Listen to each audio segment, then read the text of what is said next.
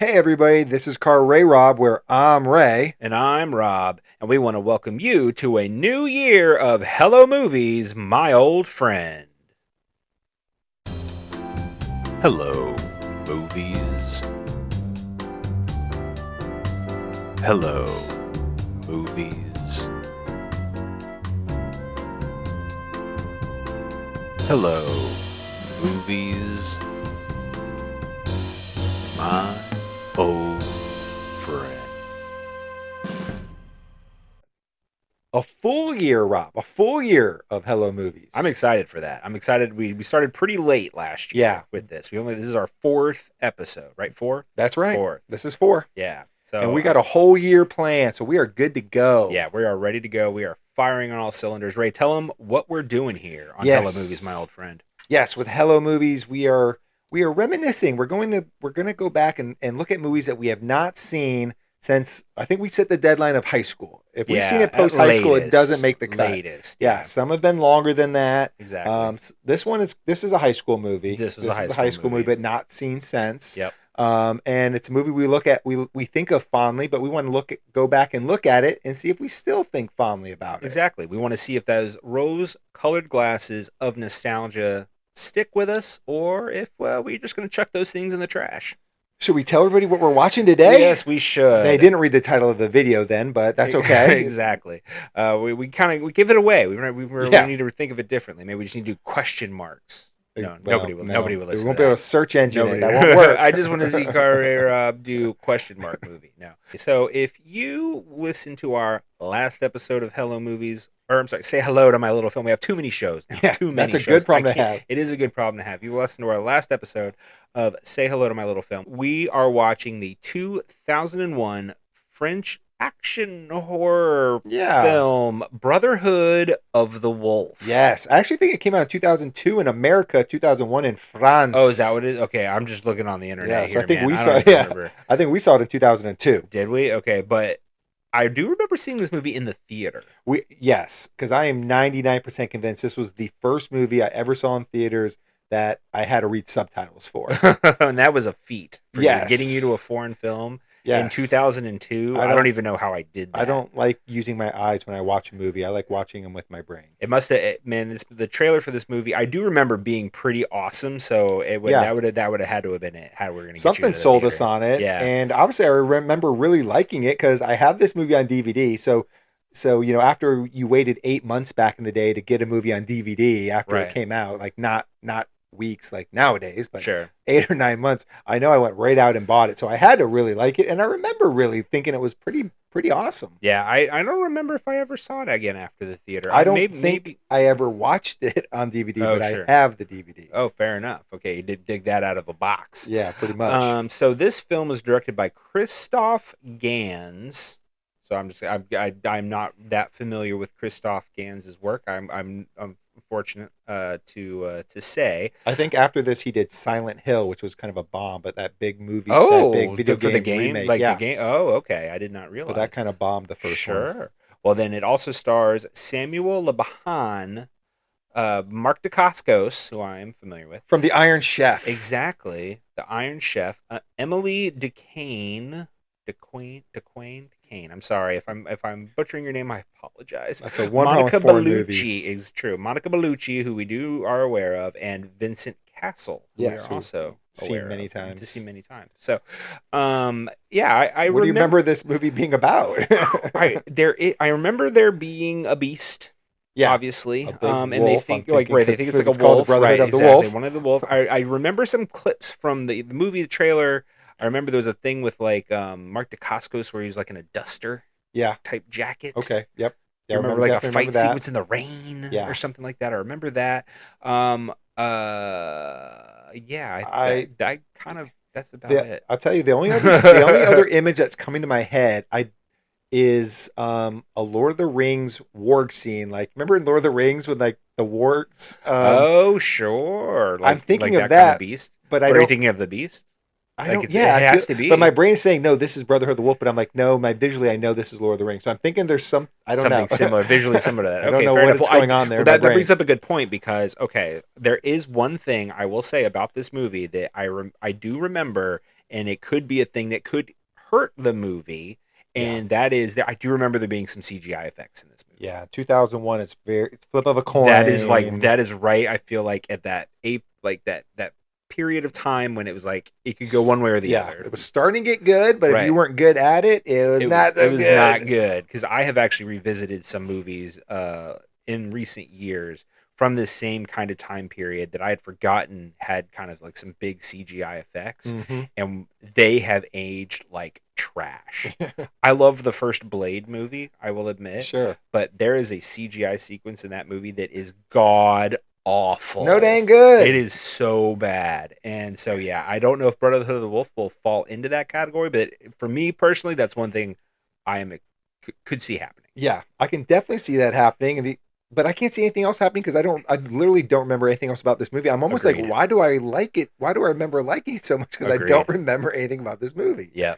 We have to fill in this gap. This is what we got to do. Now is the time we do that. So I should we give everybody just like the quick online synopsis? Let's help ourselves out, right? Because like I said, I remember there being the beast. I should have this. The two guys are hunting the beast. It's right. It's, Mark Dacascos. Let's see. What is and the other guy you mentioned? Here we go. In a rural province of France, a mysterious creature is laying waste to the countryside, savagely killing scores of women and children. Unseen, possessed of enormous strength and a human intelligence, the beast has eluded capture for years. Right. King Louis sends in a renowned scientist and his Iroquois blood brother, an unconventional team whose combined methods and capabilities may bring the beast down. But the true nature of the beast is not what anyone could have anticipated. And I don't even remember like if this is a werewolf thing. I don't remember what the deal with the beast is. There's some deal obviously, but I don't remember what it is. Definitely. Yeah. So that's what we got. Sounds intriguing. That's what we got. I got that paragraph, and then we're going in, diving in head first. Should we do it right now? We're heading to France. We are heading to France in the 18th century. I think we're ready to go. All right. Well, this is the time of the podcast where we go back and watch the movie. If you guys haven't seen Brotherhood of the Wolf in the last 20 years or ever, do the same. Pause the podcast, go check out the film, and then come back and see what me and Rob thought of this movie we remember so fondly, Brotherhood of the Wolf. Fingers crossed. Ray and Rob are currently watching the film. You may be also watching the film.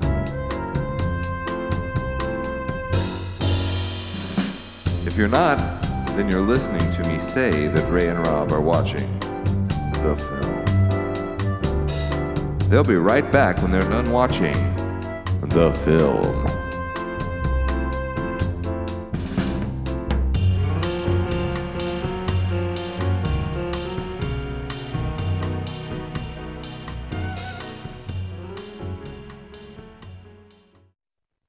Well, I think we were accurate at least somewhat in some of the things that we remembered. Yeah, you more than me.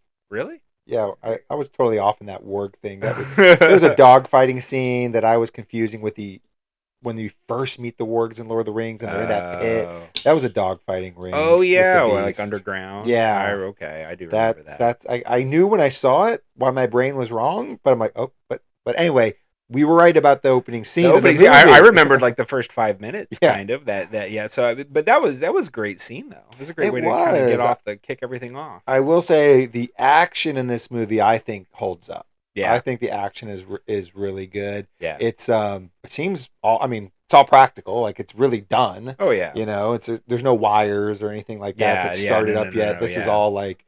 This is just great choreography and stuff. Yeah. It's cool. It's innovative. I really dug the action, and the opening scene was maybe the best. Right. Yeah. It's a great little intro scene. It's very atmospheric. You got the rain on the French countryside or whatever. A lot of rain in this movie. A lot of rain. It is true. A lot of rain. And you got Gregoire De Fronsac. Yeah. Arriving with his Man Friday Manny. And played by Mark Dacascos, who is Filipino playing a Native American. What do you think about that? I mean, is it the time? Is that just the time? Maybe, okay. So I'll say this. If people have an issue with it, I totally understand. Sure. And I could totally get why. but I will, to give Mark Dacascos, a little bit of the benefit of the doubt. I feel like he did his best to be as respectful for sure at playing a native character. Native American. Right. It didn't feel stereotypical necessarily. No, he was there a real moments. Yeah, he was a real. Maybe they could, but for the most part, so they took the character serious. He was meant to be a real character. He wasn't a punchline or a joke or anything like that. So I'll give them that. But if people have an issue with it, I totally understand why they would have an issue with it. If you remake this movie down the road, make it a real Native American. Right, exactly. Sure. There are plenty of great Native actors out there now. And how have been all for a long time, but definitely now. So absolutely, but anyway, that aside, I think I think Dacascos, he is a martial artist anyway, right? So I think that obviously lent to him, which is embodying this character really well. Yeah, but in some ways though it was weirder, and it kind of took me out of it for a second because I'm like, this Native American is using kung fu. And he's an Asian actor doing kung fu, pretending he's not Asian. I felt that part was a little weird, but I think you can let it go. Yeah, I can agree with that. It definitely, so there was, I think that brings us to a great point, because I think one thing about this movie that I found interesting, and a plus for me, honestly, was kind of there was more of a mixture of genres than what I remember. There's a lot of horror elements, action elements, drama, being a period, French film, if you will. There's those kind of classical elements as well. It really played with genre a lot and did it well. And pulled that off for sure. But it's funny because I bring that up, but I looked it up real fast. It's interesting too because A Knight's Tale also came out this same year. The Heath Ledger movie, where he's the knight, and that kind of had that modern spin on a period movie thing as well. But this was also this first year that Fellowship of the Ring came out.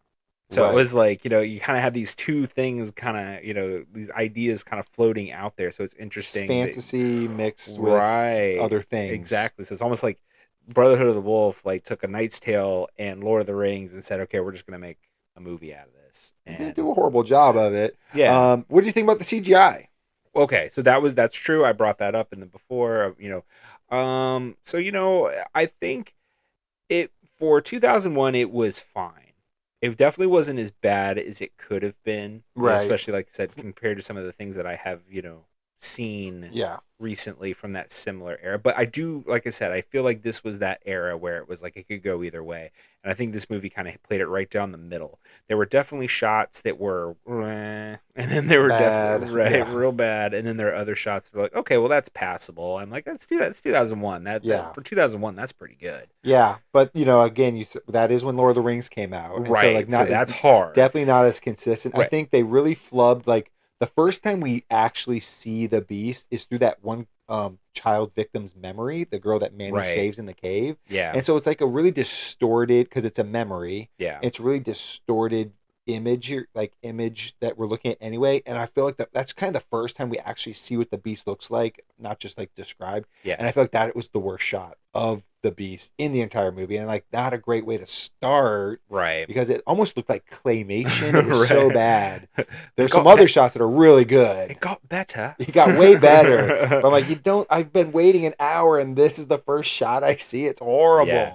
Well, and I'm sure at that time it was so much went into every shot, so obviously they had to for the CGI, not that it doesn't now, but it's like you got teams of people that are doing that now. Then it was a little more it's whatever harder. So it was a little harder. So it was ambitious too. They had to keep it contained, compartmentalized, whatever, in those little bursts. So some of them are good, some of them are bad. Yeah, it was ambitious too. I think a lot of the way the movie was the movie does have a bombastically shot.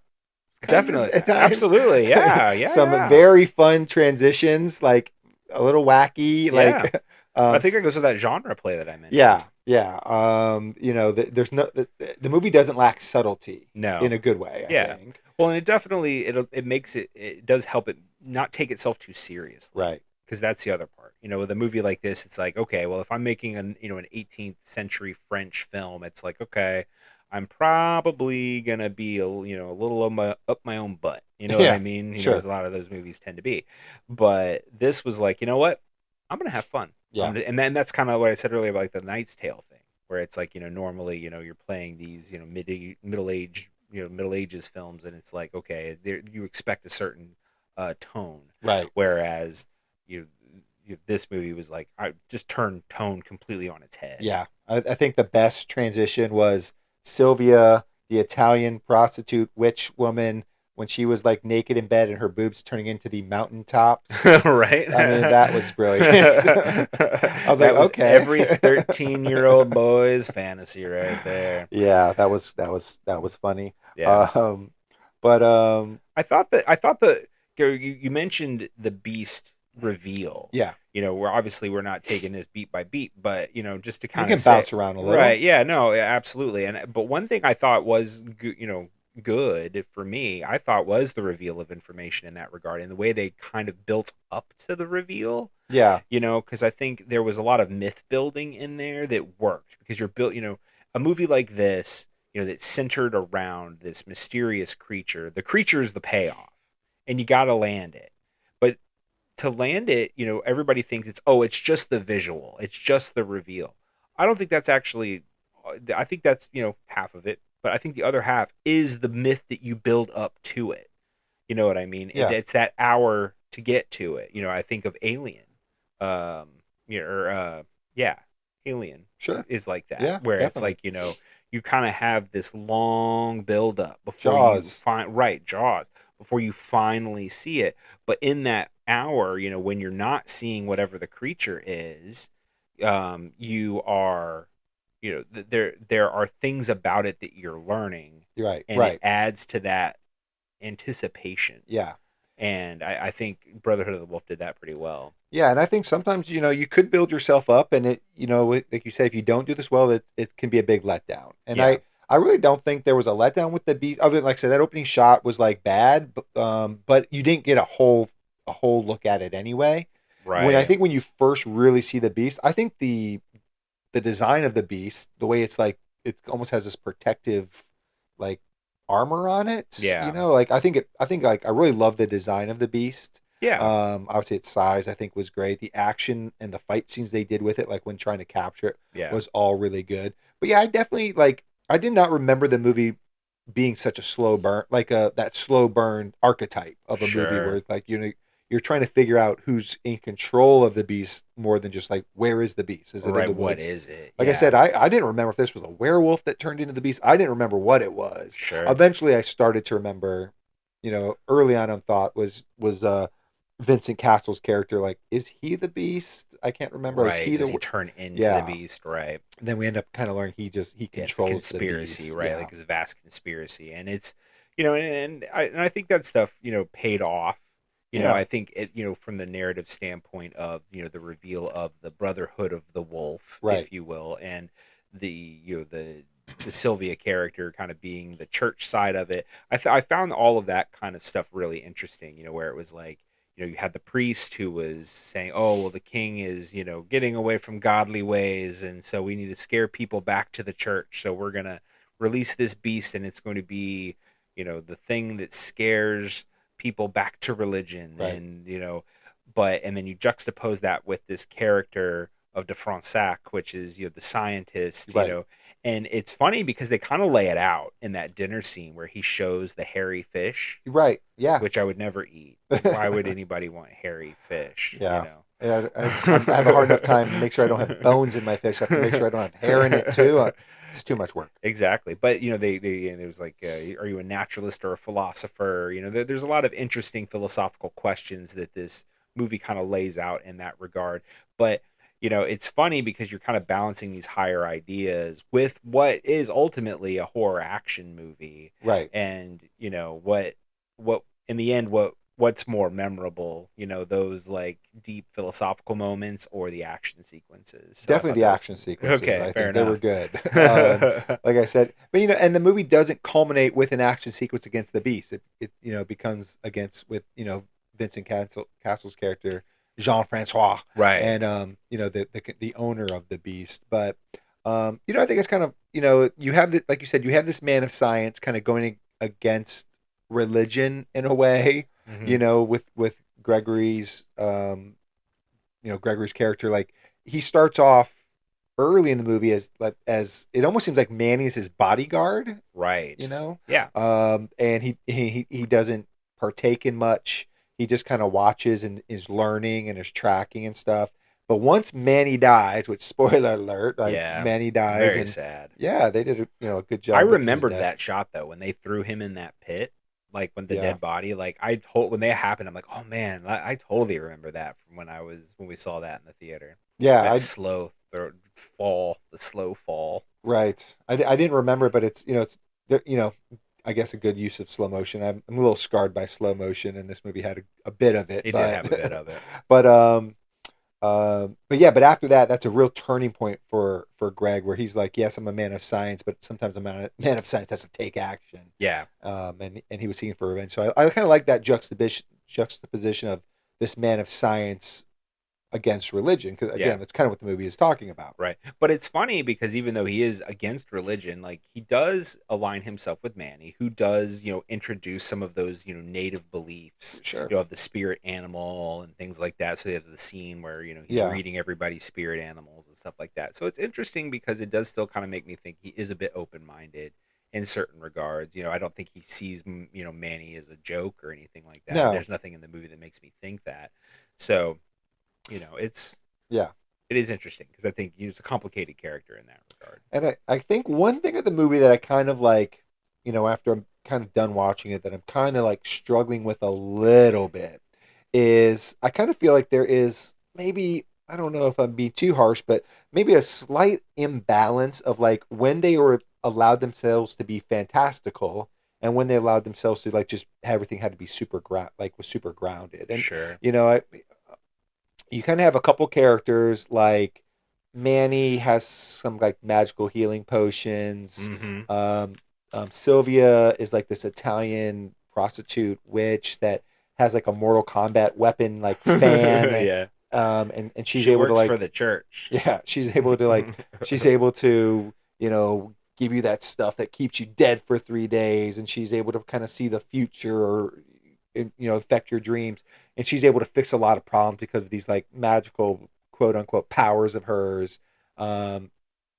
Jean-Francois' character like grows his arm back, and so you have this like magical like aspects, and of course the beast being like as big as it is and whatever. Yeah. And then like some other parts are just like really slow and grounded, and I'm like, even the action, like I love the action, I love that it's so grounded, and I think they did a great job with it. It's, to me, it's a highlight of the film, but it's also like, but it, why didn't they allow themselves to be a little bit more fantastical there, especially since this whole movie is being told as a story, so it makes sense for everything to kind of be cranked up a little bit. So I guess I don't get like, is there magic in this universe, or like how is this like, some parts of that is like what's transpiring here.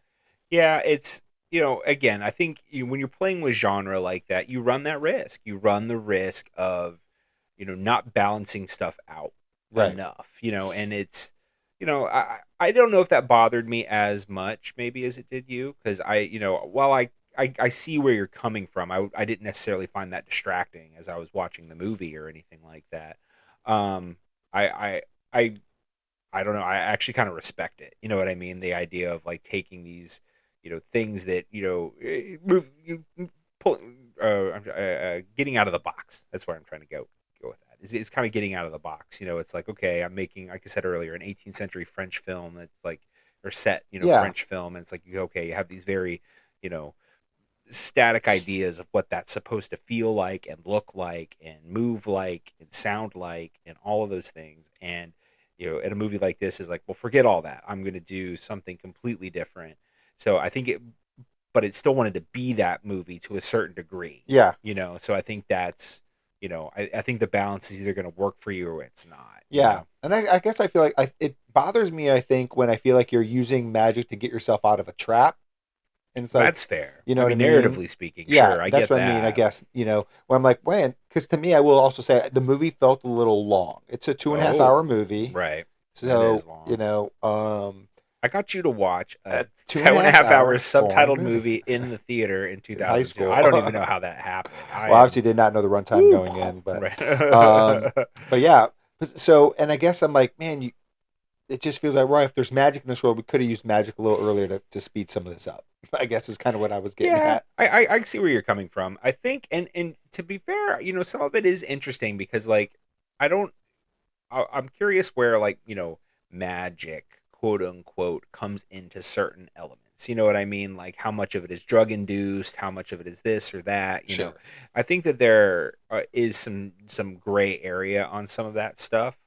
Well, that's what I mean. The movie's since it's being told as a story, like secondhand, kind of a letter narrative, you can get away with it easily. But so do more of it, I guess, is what I'm saying. Yeah, no, I mean, I don't necessarily do more or less, but right. I don't know. Well, and it again, it's interesting in a movie that is kind of about myth versus reality, right? In that, that's true. Kind of Sleepy Hollow-esque kind of way. What obviously in Sleepy Hollow, it ended up being true. All of it was true. It's true, but not at the same time. Because obviously the beast is a lion that Vincent Cassel brought back from. Yeah. And so it's like that's the kind of big the big centerpiece, if fantasy centerpiece of the movie is this beast, but it's not what you think it is at all in the end. Right. And so it's in. I don't know. Like I said, I feel like there's some gray area in what's magic and what's not in this movie. Yeah, and obviously, I don't think it bothered me the first time I watched it because obviously I bought the DVD, so I really liked it. But I just found myself thinking about it multiple times during this rewatch. Yeah, and, I guess I was really surprised, like when Manny died, and I looked and like, man, there's 50 minutes of this movie left. I'm really surprised. Like, what are they gonna do for 50 more minutes? Right. Well, and it's that's funny you bring that up because I do think one of the interesting things about this movie is the evolution of Gregoire De Fronsac. Becoming like this man of science, and then kind of almost a pacifist, really. Sure. Throughout the first part of the movie, he doesn't take part in the hunt or any of that kind of stuff. He is very much the man of science. He's there to draw, and he does those kinds of things. And then once Manny's gone, he gets to be the action star. Yep, for like the last hour of the movie. So it's like they needed that last hour so that he could show off what he could do. He can do a lot. He apparently do a lot for a guy who didn't fight for the first hour and a half of this movie. He did die though, so that wasn't great. But he came back to life, which is good. Exactly. Which is you can talk about the magic element, but again, you talk about drugs. It's that drugs thing. Drugs are a magical thing, right? Man. How old is Marianne in this? Because it seemed like there was an age gap between her and Greg. Sure, but to be fair, I feel like that's very French and very 18th century French, and that's probably wasn't as creepy as the brother sister stuff. I mean, man. Oh God, Vincent Cassel in that scene, he got a little rapey. I'm not gonna lie. A little rapey, a little weird. Yeah, a little rapey towards your sister, which is not usually a good thing. I mean, don't get rapey towards anybody, but definitely not your sister. That's that's not good. Hey, you got to turn him into a really bad guy really quick. That's a great way to do it. I mean, that's fair enough. And so talking about Marianne though, and the age gap, like how did you feel about the love story element of this movie? I thought I think it worked for the most part. It was a little wavy to me. Like it had some ups and downs to it. It's kind of, there was like such is love, man. Yeah, sure. It's like very on again, off again. Saying they fell in love quick, fell out of love quick. Or will they, won't they, man? I'm telling you. Greg's whole thing is like, hey, I love you. I want to be with you until you say yes. I'm going to be sleeping with this Italian prostitute. I hope that doesn't bother you. And then he's like, have you seen Monica Bellucci? Come on. Listen, I don't blame the man, but Marianne did. And he's like, what's the big deal? I was just sleeping with her. Right. Oh man, I have it in my notes though. This has nothing to do with their relationship, but it's so funny. Maybe it was the first scene where De Fronsac goes to see Sylvia and they sleep together in the brothel. And Monica Bellucci asks him about his scars. Yeah. And he said that one of them, like, what was this scar? And he's like, I was struck by an Iroquois arrow. And I'm like, well, Manny's Iroquois. Yeah. And then it made me think of the Royal Tenenbaums with the scene with Gene Hackman in Pagoda when he's like, I got stabbed in a bazaar in Calcutta. Who stabbed me? Who stabbed you? He did. And I'm like, I was waiting for Monica Bellucci to ask you, who shot you? He did. Manny did. And I was just like, I was waiting for that. I'm sorry. We didn't get it. I didn't get it, but I thought that was hilarious. I almost died. And then in that same vein, when he draws Sylvia, right? Because that's what he does. All I could think of, draw me like one of your French girls, Jack. I know. I mean, that's. I mean, like, did the writer watch Titanic? Because this is a French woman. I mean, she's not a French woman. She's Italian, right? But it's a French movie, right? Draw me like one of your French girls, De Fronsac. That's what the line should have been. Yeah, and that's what gets him in trouble. Yeah, but I like Marianne as a character, though. So I rooted for her. I rooted for De Fronsac. Like, by the end, I was happy they ended up together. I think that kind of played well. Like you said, over a 2.5-hour movie, it is something to be invested. It's hard maybe to like stay completely invested the entire time in something like that. Something that's quite so epic, if you will. And there is a lot going on. I understand where you're coming from. Yeah. I understand where you're coming from. There's a lot going on there too. And at points in the movie, I felt like I was missing Manny. I feel like he drops off for large chunks. Yeah. And then comes back and does some really cool stuff. And you're like, man, I want to see more of Manny. Right. But comes back, gives the Marquis hallucinogens and and hallucinogenics in the forest, man, and it's on. Yeah, and that's on dude retreat. And then the guy wakes up like, "What happened? Like, we found the beast. Like, I thought I haven't even moved. Like, no, you have, and we found him. He's right here. We've been moving all night, man. Like, are you serious? Okay, man, cool. But it is interesting because one thing I will say about this movie, kind of talking about a lot of these elements, and it feels like a bigger budget action movie than what it is. Sure. You know what I mean? Yeah. Or what it actually is. And so I want to give credit to this movie for that, because I feel like it's something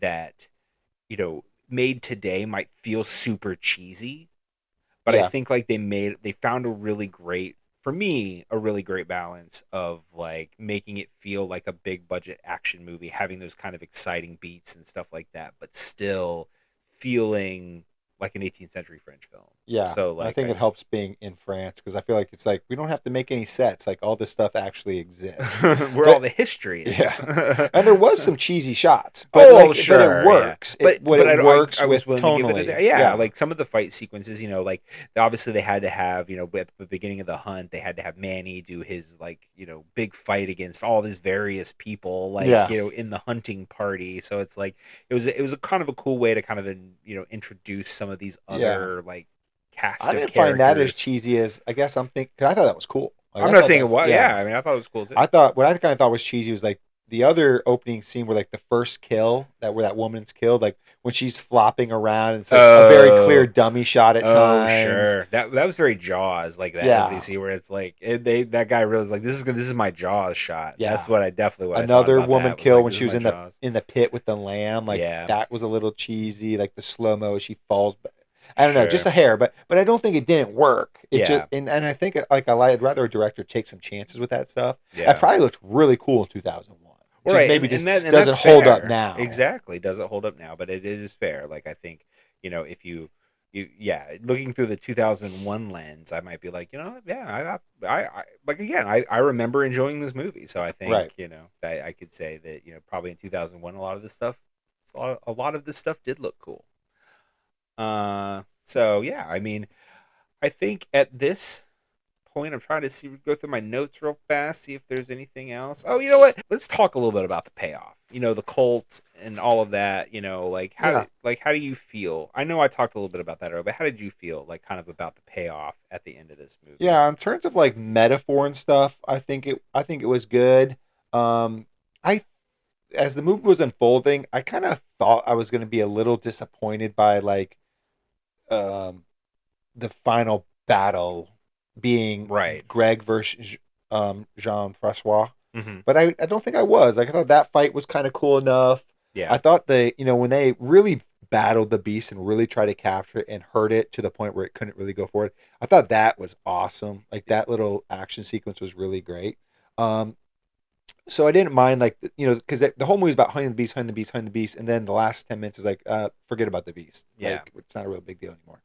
And so usually that doesn't work for me, but I didn't mind it so much in this. Like, I guess because, enough of the onion was being unpeeled with the Brotherhood, the religion, Jean-Francois and stuff, and like I thought it took its place fine. Yeah. Well, I mean, what did you think? Yeah, I thought that final fight set piece was pretty cool. Yeah. You know, again, like we said earlier, De Fronsac kind of getting to be the action star in the last hour of the movie. I thought it was a good way. You know, like this was after he came back from the dead because they all thought he was dead, so he came back for this scene. And I thought that was cool. The reveal. I thought they did even for the audience member. Like, is he really dead? Right. Like, you know what I mean? Right. Like, I found it like there's no main characters anymore because Manny's dead and Greg's dead. It's like, what's going on? So like, so I thought that actually worked really well, and I thought that whole fight sequence was pretty cool. And then obviously he got his scalps. Right. And I want my scalps. So like I thought that was kind of nuts. He's like walking around with scalps. I'm like, oh geez. Throwing them at people. Throwing them at people. So but the kind of another reason I kind of brought this up with the Jean-Francois de Fronsac fight is there is one thing about the fight kind of the end that kind of bothered me a little bit. Can you guess what it is? It's the CGI effect with the sword. Like that was like it was such a Mortal Kombat. Yeah. Felt like such like a Mortal Kombat thing. If it was maybe even like one. I know it feels so small in the scope of a 2.5 hour movie, and it is. So it's like such a nitpicky thing. But like that is one thing that like when you're talking about earlier about CGI effects not holding up. That's one effect that I was like, I don't feel like this one works for me. A big part of the movie is to not ever break the suspension of belief. Right. And so when something happens, no matter how small it is, it's a detractor. Sure. Yeah, and it's like like I said, I felt like it was just such like a Mortal Kombat, 97 moment, and I'm like, okay, well, it was fine. But like I said, the fight itself was good, and it ended well, and then obviously the reveal of the beast being a lion, being tortured as a cub and all of that, which is like, what the hell's wrong with rich people? Jeez, man, you're just bringing your lions back. Rich religious people. Seriously, oh my God, this movie does definitely feel like an indictment of religious zealotry. I think that goes without saying. Yeah, with the whole cult element of it, because it is funny because it's like religion versus religion in a way, because then you got like Sylvia being part of, was it the Holy See? Is that what it's called? Yeah, the Holy See. She's like a spy for the Holy See. She works for the Pope. Yeah, it's like is there a spinoff coming on? Right.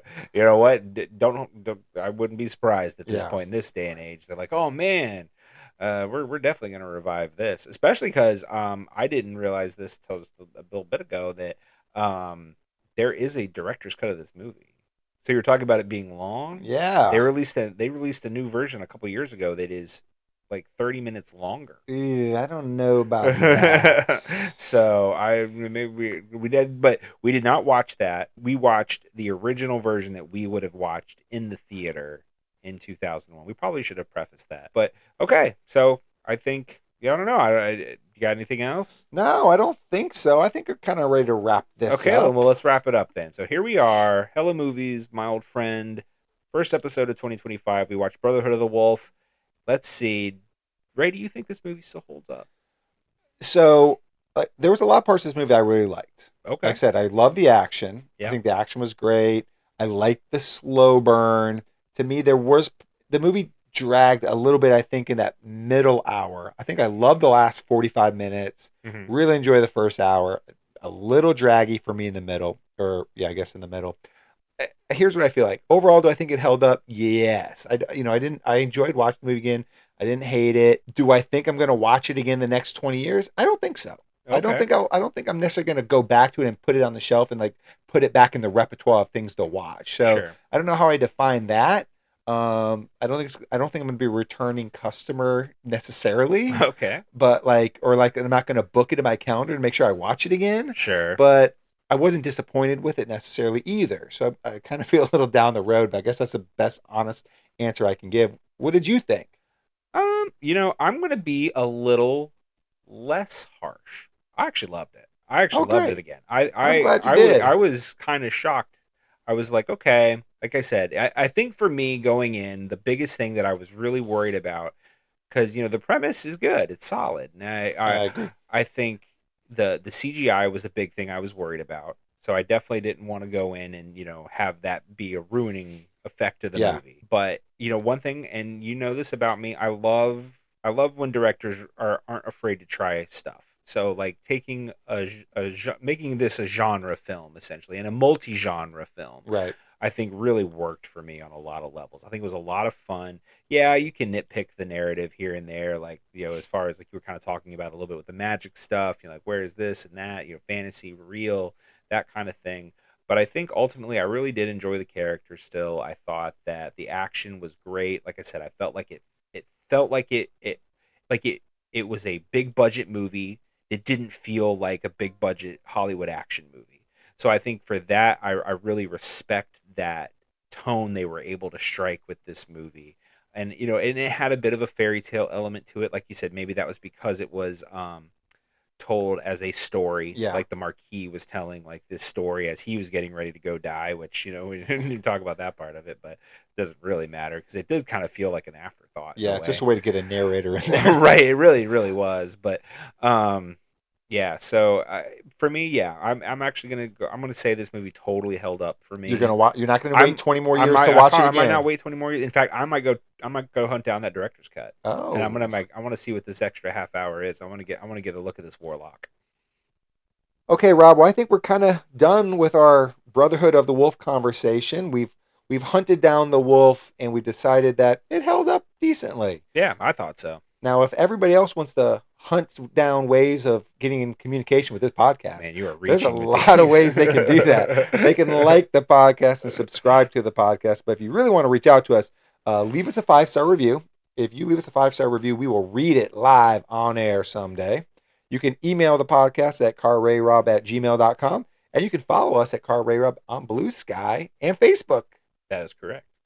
Let's see. I'm sorry. If there is a comment section on whatever platform you are on, by all means, leave us a comment. Did you think Brotherhood of the Wolf held up? Did you not? We really want to know. Also, leave us maybe a movie we haven't thought of for this show. Something we have watched as kids, and we've got to revisit, see if it's held up. We will be back in 2 weeks. No, I'm sorry, 1 week. God, we're back next week. We're back next week. God, do we ever remember get a week we put off? all this stuff on our plate? We don't get a week off now. God, I keep forgetting. Yep. So, we will be back in 1 week with the first episode of February of Say Hello to my middle film. My middle film, not my first film or my third film, my middle film. No, it's my little film, everybody. Yeah. Say hello to my little the yellow film, one. The yellow one. And it'll be back to me.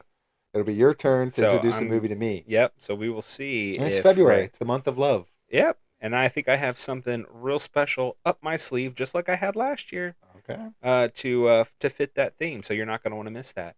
So until next time, this is Ray Rob. Where I'm Ray. And I'm Rob. And remember, be defined by the films you love, not the ones you hate. Hello, movies. Hello, movies.